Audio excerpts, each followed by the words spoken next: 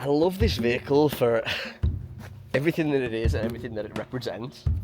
I can't even put it into words, like freedom, the ability to be in places like this. I mean, without this vehicle, it's unequivocal, I would not be able to do this, you know? And this thing, this big yellow freaking lump, is a thing that allows me to do that.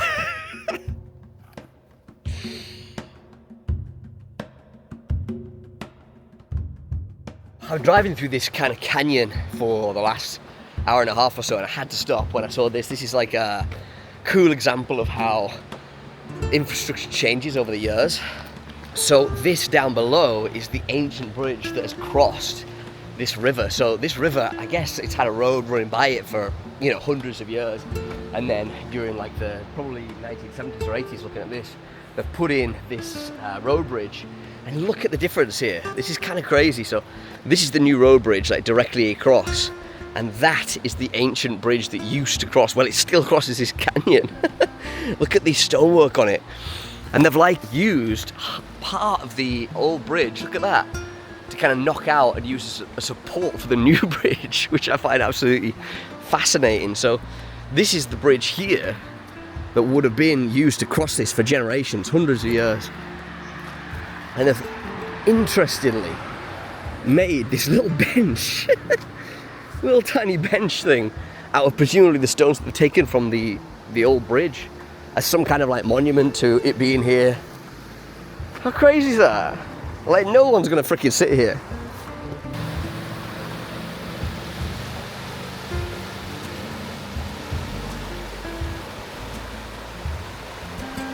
I don't know why, but I find things like this really like quite fascinating, like, you know, to see the advancement of human civilization over the generations, like infrastructure piled up on infrastructure. Oh, I've got a problem. My tyre is flat as f***. That is literally a flat tyre. I can't believe I didn't notice that. Right, I guess I've got a puncture from yesterday. Shit. Dude, I was lucky that I didn't freaking rip off. Like, that's really quite bad. Okay, well, let's get that filled back up again. Here I am, like, waxing lyrical about the freaking generations of infrastructure or some shit, and the tyre's like flat and about to rip off the rim. Like, if I hadn't have gone over to that, if that hadn't have existed there and I hadn't have seen it, I wouldn't have seen that flat tire, and it might have ripped off the rim on the road somewhere, because that is properly flat. Oh, it's another thing I'm gonna have to find. The problem is with that, whether it's a puncture or the rim being bent or what, you know, but that needs sorted, because if that's gotten flat inside of a day, I mean, I can't carry on like that, basically. That's an impossibility. I connected up the gun to my compressor system so that I'd be able to fill up the offending tyre. I immediately noticed that air was escaping out of the valve without me pulling the trigger. Another victim of a hard life on the road. The valve on that's a bit knackered, actually. Okay. Alright, so I'll put 30 PSI in here. Usually I run these at 20 to 25. Or, well, less off-road. But I'm thinking that if that's got a leak that swift, I'll pack it with air. And that way, you know, it'll last longer, because that must have been quite a quick puncture. If that compressor would shut up, I'd be able to actually listen for a leak, but I can't hear anything. Yeah, by no means obvious. You know, I was expecting at the rate that that's gone down to kind of hear something, but no, so it must be slower. Yeah, right, let's get out of here.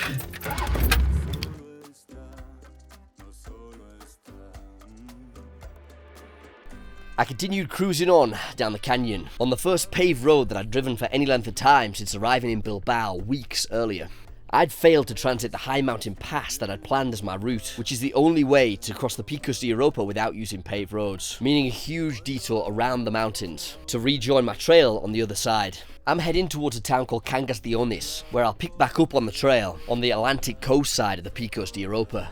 All in, this has meant a 400-kilometer detour around the mountains, but having done so means I can continue westwards along the trail, through the provinces of Asturias, Leon and Galicia, in the far west of Spain, and afterwards, Portugal.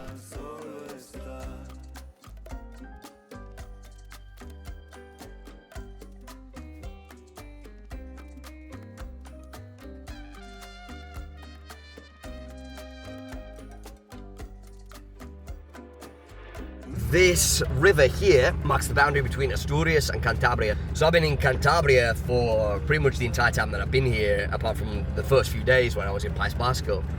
And so this will be my first crossing into Asturias. Apparently it's quite different. The people are more friendly and open, they say, in Asturias. I don't know if that's the truth, because I found the people of Cantabria to be just some of the nicest people on earth. So yeah, I'm excited to get to a new state, a new province. The name Asturias conjures up all kinds of images to me, like Cantabria did, you know, like some of them proved right, some of them proved wrong, but it sounds like a magical place to me. We'll see where it takes us, eh? I arrived in Cangas de Onís and took a left, leaving behind the main road and headed back up into the mountains to go resume my trail, where it would have spat me out if I managed to transit the Picos off-road. Okay, so we now are on the other side of the Picos de Europa, so that is the mountains there, in the clouds that we were actually in, but on the other side. It's kind of crazy, really. As the crow flies, I bet that's not more than 40 kilometers from where we were, probably even less, to be honest. And here we are after a full day of driving on the other side. I've got to tell you, like, sometimes I feel like this is going to take me 10 years. It's gonna take forever, this bloody trip. I'm just gonna have to strap in, basically.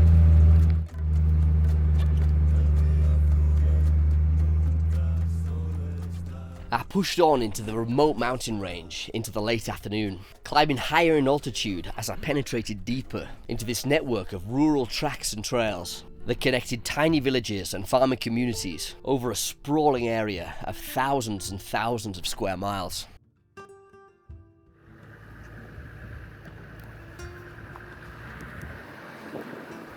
God, that is uniquely beautiful, those jagged peaks and the cloud hanging in wisps.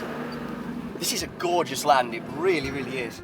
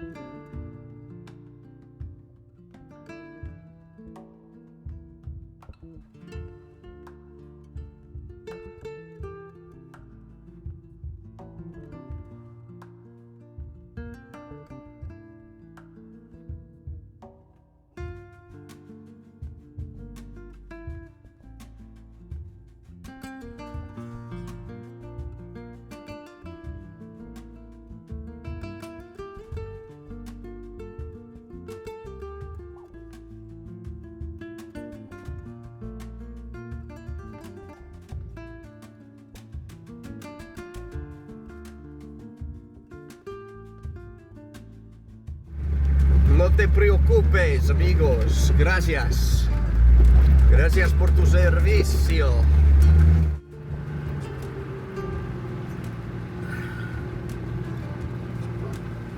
Oof.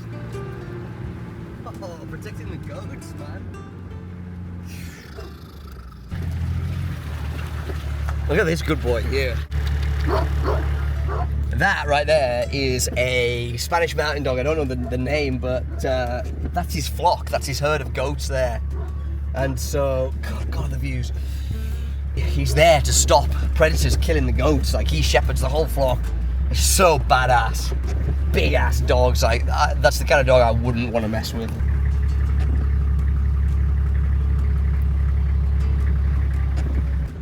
Goodness me, this land is just magical, honestly, it really is. And this is proper rural. Like herds of goat and cows just roaming freely, like in the middle of freaking nowhere. This is Spain as you just don't see it. Like, who comes here? Only people insane like me. Now, every day feels like once in a lifetime shit, you know what I mean? Like I'm never gonna come back here. I wouldn't have thought, like, why would I ever come back here? But I'm like so glad that I'm passing through. This right here is the kind of thing that you remember forever, you know? It's the kind of thing that makes your life feel longer. Like, you know, there's that whole thing of as you get older, it feels like time is passing quicker because you're having fewer and fewer new experiences every day, and every day becomes a routine and you kind of settle into it, and then you look back and 20, 30 years have just gone by like that. This is the kind of thing that makes that a bit better, I think. Look at this. Like, what the hell?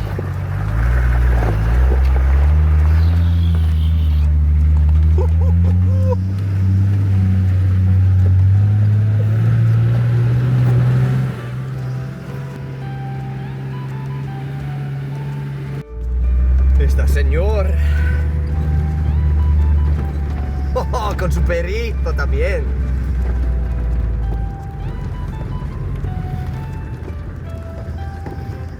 That looks like a guy who spent his whole life up here on the mountain farming. Like, huge respect for these people. Like, they live like a hermit, you know, on the side of a mountain like this. You're not going down very often. You know, to get here is a chore. And imagine that guy's ancestors, like, back in the day, before motorized vehicles. Imagine that. It's like, yeah, to go down into civilization, it's a 3-day trek, at least. And the civilization is a village, you know what I mean? In the town, valley floor. What a life, man.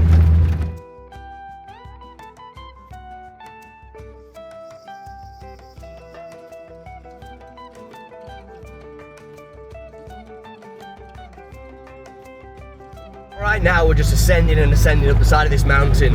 We're at knocking on for 1,000 meters above sea level right now.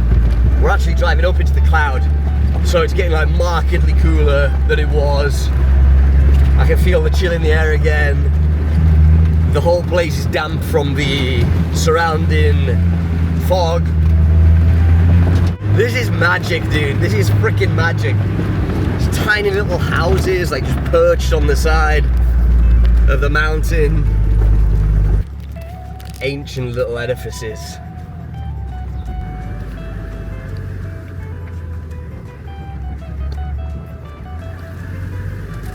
Okay, so it seems like we're going into a land of like terraces, forestry land basically. All these terraces are cut into the mountainside, presumably with machinery, and then they plant trees on them. Maybe it makes it easier to actually harvest the trees when it comes time to do that. It's oddly unsettling to see these mountainsides all terraced like this. It's like, wow, this is a serious mark that we make on the landscape.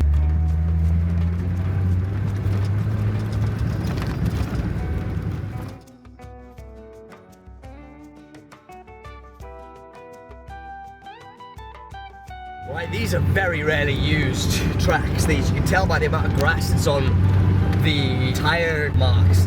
Yes, stuff passes through here, but not very regularly. To be able to grow greenery on the actual tire treads. We are again ascending the side of this mountain, and I think we might actually pierce the clouds this time and go up into them.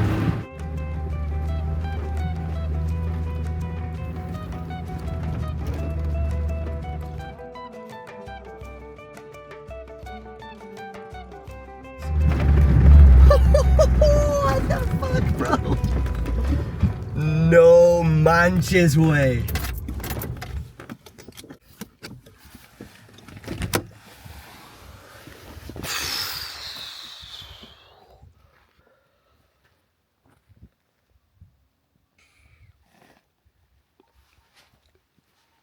Dude, on every side, I'm not joking, it's like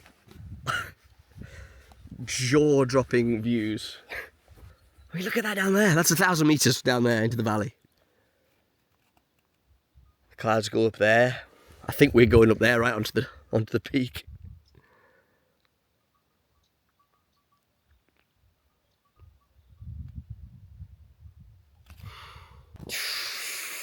This is something special, man, honestly. We're just seeing like the foothills of the Picos here, on the other side, obviously. The quiet is like powerful. All you can hear is like the faint clink of cowbells in the distance from those herds that we just passed. And check out down this side, man. Down there is the river that we were following all day. See that green, that very distinctive green snaking river. And you can hear it, listen.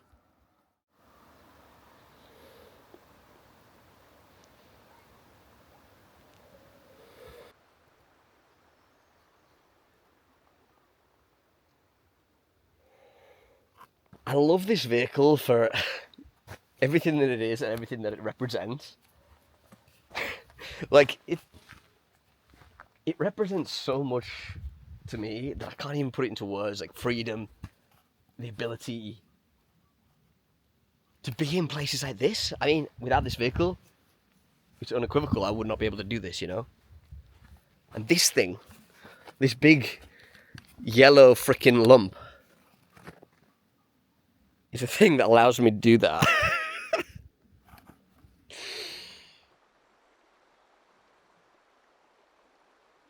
You know, it's a needy old beast. It really is. And the days and weeks and months that I've spent working on it, giving it what it wants, they kind of pale into insignificance when you're out here and it gives back to you tenfold, you know? It's a special feeling. Right, let's figure out where we're meant to be here. So, this here is us, and okay, so it wants us to go down there, the trail. So that is where it wants us to go. That looks pretty rocky. But fine. Look at this. Seen from the cockpit of my Land Cruiser. I watched the clouds roll over the valley for a while before firing up the vehicle and preparing to pull backwards to continue along the trail. Have to be careful I don't actually fall down the mountainside here.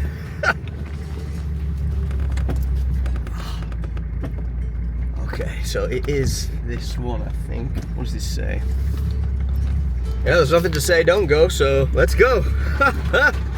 The clatter of a cattle grid under my tyres marked a departure from the terrain that I'd been traversing. This was no longer agricultural land, but long raked over forestry.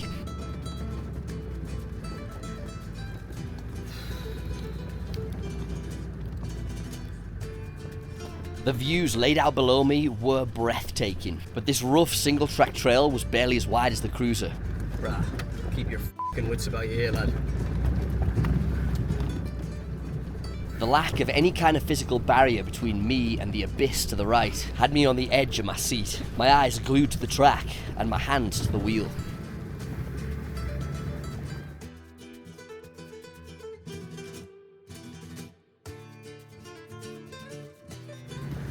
My God, this is fucking unbelievable, brother. Wow.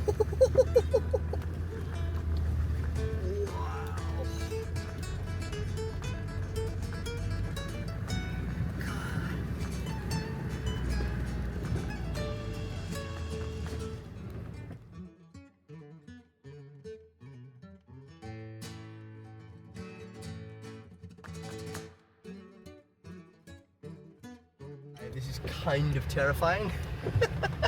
Single track, tiny little, oh God, mountain cut into the side of the mountain. And just looking down, it's like, yeah, that's 1,000 meters down into the valley. And if you go off the edge, you ain't stopping until you get to the bottom. Like, this is real shit, you know what I mean? I'm gonna drop it into low 4 here, just for the ascent factor alone. Oh, okay.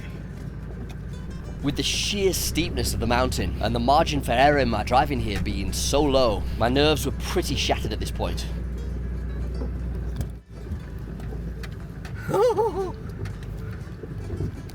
Okay. This is pretty rough, actually.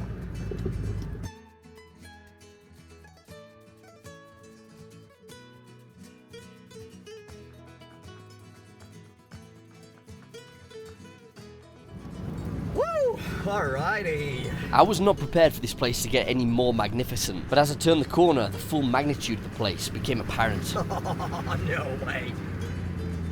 No mames way. Oh my god. Up ahead, through a part in the clouds, was visible the full majesty of the Picos de Europa.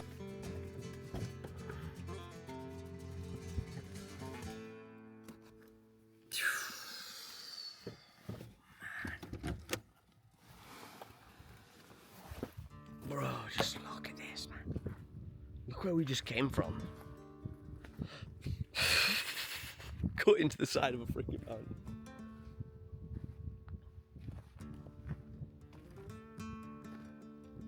That was that insane descent up there.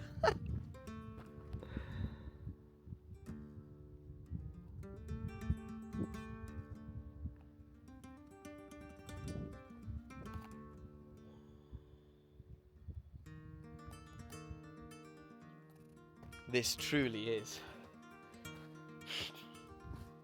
something else, man. It really, really is.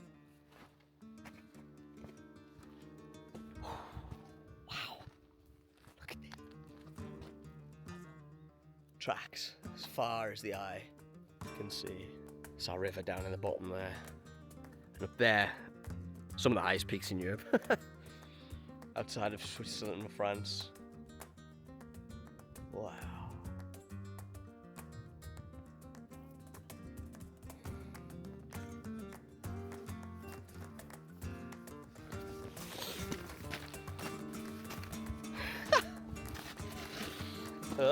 Here I am on a mountainside. Freaking car in the background. Woo!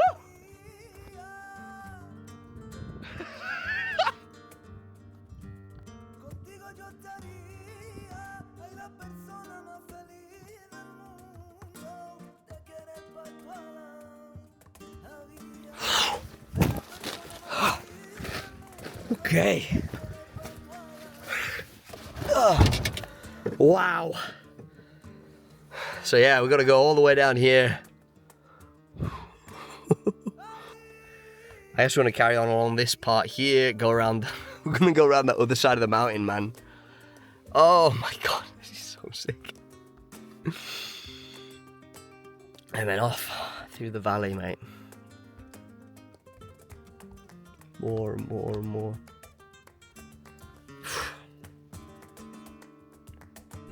More and more and more. As I looked over the valley with the endless miles of tracks stretching into the horizon, just about to tick over the milestone of 500 miles out of 7,000 on the 40th day of this expedition, more is the only word that seemed to come to mind. More miles to cover, more diesel to burn, more adventure to be had, and certainly more four-wheel drive tracks to tackle.